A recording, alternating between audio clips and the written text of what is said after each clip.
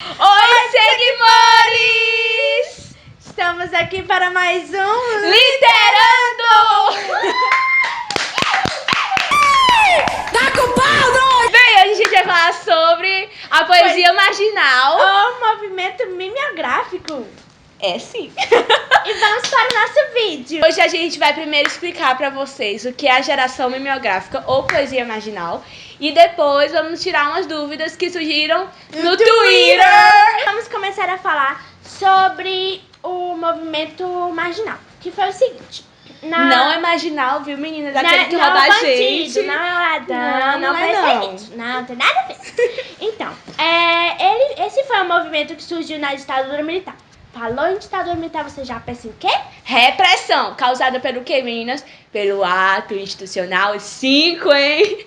O AI-5, em que ele previa, entre várias consequências, a repressão, censura no teatro, na música, na televisão, por qualquer besteira, meninas. Se eles não gostassem, eles davam o quê? Um Nike, entendeu?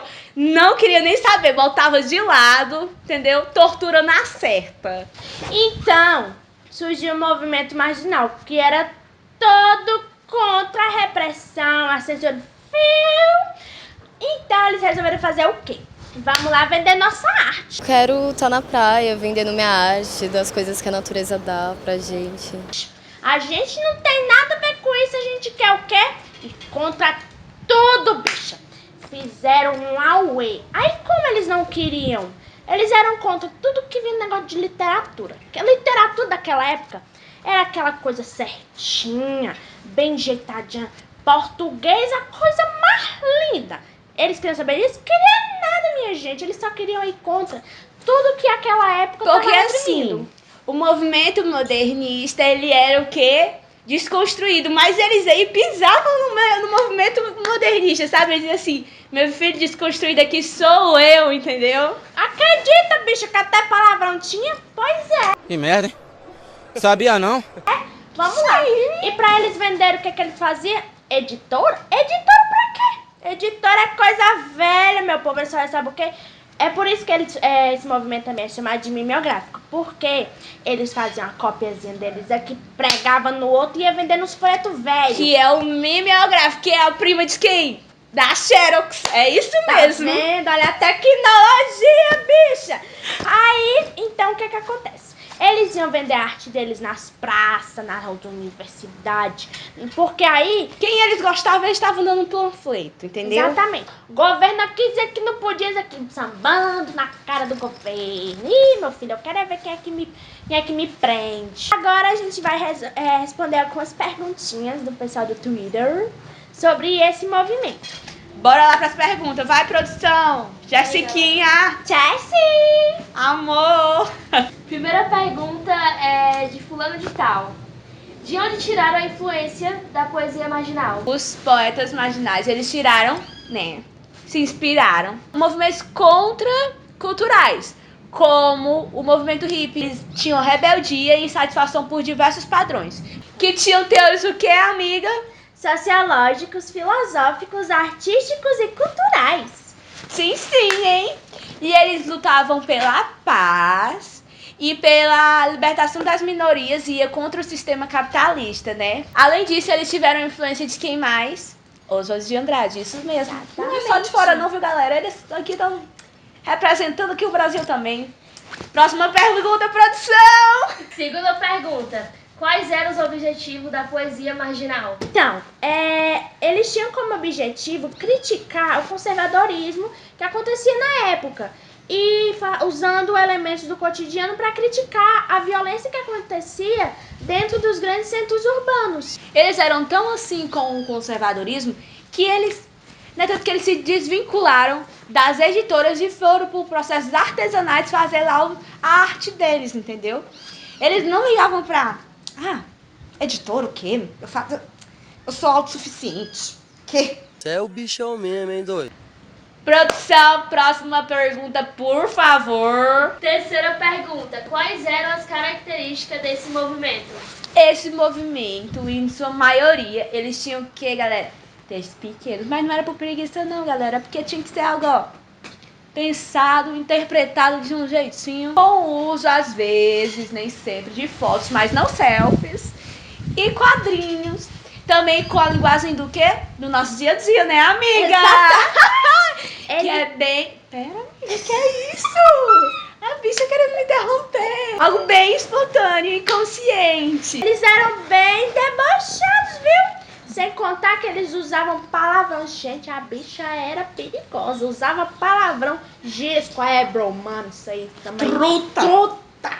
Era isso que eles usavam nas poesias deles. Por quê? Porque eles queriam chamar a atenção de todo mundo e queria que fosse uma coisa fácil pra poder atingir mais gente. Entendeu? Acessível. Exato. A todo mundo. Eram blogueiras acessíveis. Fases sensatas. Divas acessíveis. Próxima pergunta, por favor, produção. Jessiquinha do... Outra pergunta: qual era a opinião da Academia Brasileira de Letras sobre a poesia marginal? Bicha, deixa eu te contar. Eles não gostavam. Eles diziam que não era nem arte. E isso deixava eles aqui, ó, revoltadíssimos. Até hoje tem gente que diga que não é arte, viu? Tem gente que não quer nem que seja considerado como terceira geração modernista, porque tem gente que não considera. Mas a gente tá aqui pra quê? Pra falar a verdade na cara de vocês. Porque naquela época, a censura tava rolando aqui, minha filha, olha. E por eles não estarem envolvidos numa editora, né, algo assim, aí eles assim, não tá dentro do conceito aqui de arte, entendeu? Achava que eles estavam lá só pra frescar com a cara do povo, mas não era não. Eles estavam ali, galera, crítica ao extremo, entendeu? Junto ali com a Tropicália, ó, Aqui, ó, amiguíssimos. Ali, década de 70, o povo era atrevido, viu? Os artistas estavam top. Próxima pergunta, por favor. Quinta pergunta: quais eram os principais autores? Vamos lá. Era o Cacaso, o Chacal, o Paulo Leminski. Aí tinha o Torquato Neto, tinha o Francisco Alvim, Nicolas Bé e a representante, assim, ó, bem... Menina, que é isso? A Ana Cristina César. E a gente também não pode esquecer que eles não eram os únicos, mas esses foram os principais nomes da poesia marginal. Eles eram jovens, viu, galera? Assim, ó, como nós. Porém, todos eles morreram um pouco cedo, porque a maioria hoje em dia não está viva. Só quem está vivo atualmente é o Chacal. É isso, seguidores. Agora vamos seguir para o quê? Para a nossa equipe externa, que vai fazer o quê com os nossos convidados? Uma entrevista com alguns professores, um de história e outro de literatura, que vão dar mais informações pra gente. Bom dia, gente. O meu nome é Liana e eu estou aqui para entrevistar o professor Pedro, de literatura, sobre a poesia marginal. Então, professor Pedro, o que você acha sobre a poesia marginal e a influência que ela tem na literatura? A poesia marginal foi muito importante para a época, principalmente pela questão de ela combater, né, o sistema e de frente, de encontro ao sistema político vigente. Hoje a gente vê a repercussão de que nós temos uma literatura muito mais corajosa, uma literatura que não tem medo de se expressar, que é a grande finalidade da literatura mesmo. Por exemplo, hoje a gente encontra os slams, como o slam resistência, que eles trabalham assuntos que normalmente são tabus sociais, assim como o pessoal da poesia marginal fazia. Então, essa questão de ser uma resistência, de ser uma literatura de resistência que realmente dê voz àqueles que normalmente são calados, eu acho que talvez tenha sido o grande legado que o pessoal da poesia marginal trouxe para a literatura atual. Certo. E sobre os autores, qual é o seu favorito e o porquê? Pronto, dessa época eu gosto muito do... Ele foi um dos grandes autores que trabalhou a poesia marginal efetivamente como marginal. Ele fazia parte dos movimentos de Brasília, né, principalmente da galera de Brasília, e ele também levantou a bandeira da geração mimeógrafa, que é aquela que fazia as poesias de forma quase, como é que eu posso dizer, ilícita mesmo, como se a literatura fosse um crime. E ele levantou essa bandeira e ele trazia dentro do que ele queria aplicar na poesia toda a questão das disformias, né, que a gente tem na poesia, as metáforas que eram presentes ali, que realmente tinham que ser feitas, né, passar por debaixo dos panos e ninguém perceber o que é que eles estavam propondo. Então, ele, junto com outros autores que estavam ali junto com ele, principalmente nas universidades de Brasília, né, talvez eles tenham trazido uma representatividade muito grande e dado voz, né, permitido que outros autores tenham tido coragem também de fazer aquilo que ele estava propondo ali no ambiente. Obrigada. E é isso. Letícia, é ótimo. Vai. Não sei nem o que eu tô fazendo aqui. Eu tô passando, o pessoal me segurou, me botou aqui dentro dessa sala, que eu só podia sair se eu responder essas perguntas. Não sei nem o que eu tô fazendo aqui. Nunca nem vi esse povo. Será que eu tô na lagoinha? Ela está presa, galera, aqui, ó. Presa. No cativeiro só pra fazer isso aqui. Ai. Vai, mano. Vai. Olá, gente, bom dia. Meu nome é Beatriz e eu estou aqui com a Letícia, professora de História, para fazer umas perguntas sobre poesia marginal. Então, professora, como a poesia marginal acrescentou na sua vida como professora? Assim, eu acredito que eu, Letícia, professora, não é separado da Letícia, pessoa do dia a dia, né? São as mesmas pessoas. Então, eu sempre fui muito fã do Leminski, né? Do Paulo Leminski, que é um expoente, né, da poesia marginal, e também do Chacal, né? A poesia marginal, ela é um movimento, né, que coloca tudo o que é posto ao lado, por isso o nome marginal, né? E que é a coisa mais marginal que um professor de história, né, é colocar, principalmente atualmente, né, que o professor de história é tão perseguido. E desde que eu acho que eu me entendo como gente, eu gosto muito de poesia marginal, né? Então, entender a estética da poesia marginal, né? Porque na verdade não há uma estética definida, né? Se você ver os livros do Paulo Leminski, tem poesias que são palavras girando, né? Ao mesmo tempo também que tem poesias que são só letras caindo. Então é a liberdade de ser poeta. E isso mexe muito com a minha sensibilidade e por tabela comigo sendo professora. Inclusive o Tom Zé, que também faz parte também da poesia marginal, mas ligado à música, né? Tem muito a ver comigo, porque inclusive eu tenho uma tatuagem do Tom Zé, eu sou muito fã do Tom Zé. Então, não tenho como dizer só enquanto interferiu na minha prática enquanto professora. Mas se interfere na minha sensibilidade, no meu eu total, claro que interfere enquanto professora. Certo. E qual a visão que você tem de importância tendo ela para a história, tendo ela participado da ditadura militar? A poesia marginal, ela surge justamente no período da ditadura militar, né?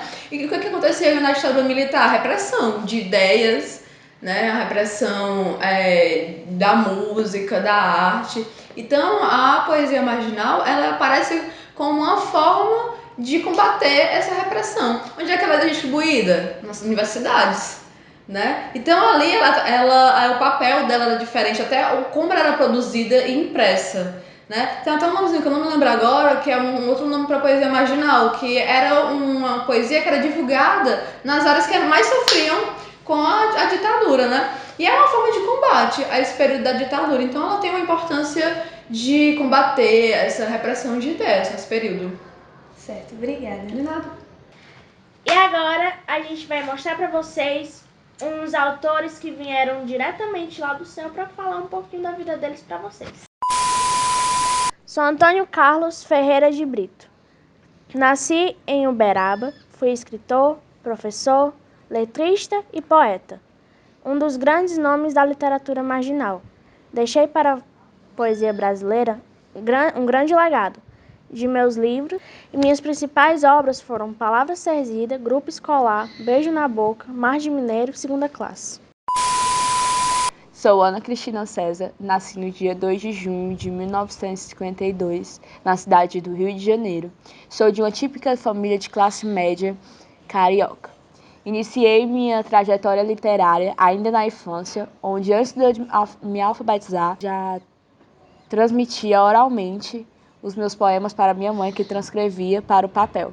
Em 1969, faço intercâmbio para a Inglaterra, onde lá conheço um pouco sobre a literatura inglesa. Quando voltei ao Brasil, me dedico fielmente à literatura e ingresso na PUC do Rio de Janeiro.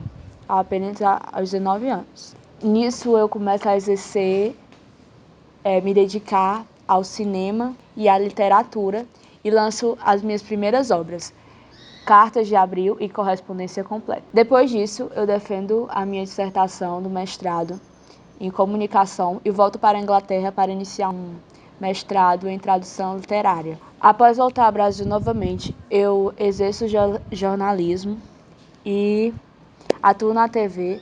Além disso, lanço a minha obra A Teus Pés.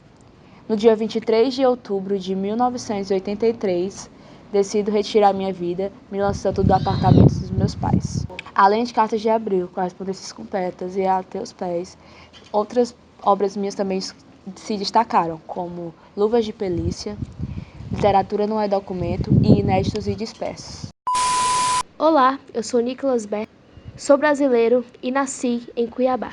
Fui um grande representante da geração mimeógrafo e poesia marginal. Lancei minha primeira obra em 1977, chamada Iogurte com Farinha. As outras obras minhas que merecem ser destacadas são Grande Circular, Chá com Porrada, Caroço de Goiaba, Segredo Secreto e Umbigo. Oi, eu sou Paulo Leminski Filho, sou curitibano e fui um grande representante da poesia marginal. Fui escritor, tradutor, professor e crítico literário. Escrevi contos, poemas, biografias e literatura infanto-juvenil. Publiquei meus primeiros poemas na revista Invenções e algumas das minhas obras mais conhecidas são Curitiba, Jesus e Catatal. Sou Torquato Pereira de Araújo Neto, poeta piauiense. Fui escritor, jornalista, cianista e letrista de músicas populares. Organizei a revista de poesias vanguardista Nave Louca em 1974 e participei de movimentos contra a cultura tropicália, o concretismo e poesia marginal. Olá, meu nome é Ricardo de Carvalho Duarte, nasci no Rio de Janeiro, em 1951. Sou poeta e letrista brasileiro. Me destaquei, ao lado de Cacasso, como poeta marginal da geração mimeógrafa. Em 1971, eu mimeografei a minha obra Muito Prazer, que foi uma das que mais repercutiu. Outras obras minhas também são muito conhecidas, como Preço de Passagem, América, Olhos Vermelhos, entre outras. Olá, eu sou Francisco Soares Alvim Neto, ou simplesmente Chico Neto, um poeta e diplomata. Sou poeta mineiro nascido em Araxá e me destaquei em várias obras da poesia marginal, com poemas cultos e linguagem coloquial. Fiz parte do grupo inicial dos poetas marginais, fregueses, ao lado de Cacaso e Chacal, que destaquei-me com obras como Sol dos Cegos e Passatempo. E agora, para finalizar o vídeo, né, seguimores, a gente queria deixar uma mensagem para vocês, que era um dos lemas da poesia marginal, exatamente, que é como amiga, seja marginal, seja herói. Em meio de tanta, né, assim, censura que está ocorrendo, a gente queria deixar para que vocês nunca desistam da arte e que lutem até o fim por ela. E que não deixem que um governo autoritário e censurem a vida de vocês. A gente tem que pegar esse exemplo do pessoal daquela época e trazer para os dias de hoje. Então é isso, seguimores. Beijos. Um abraço.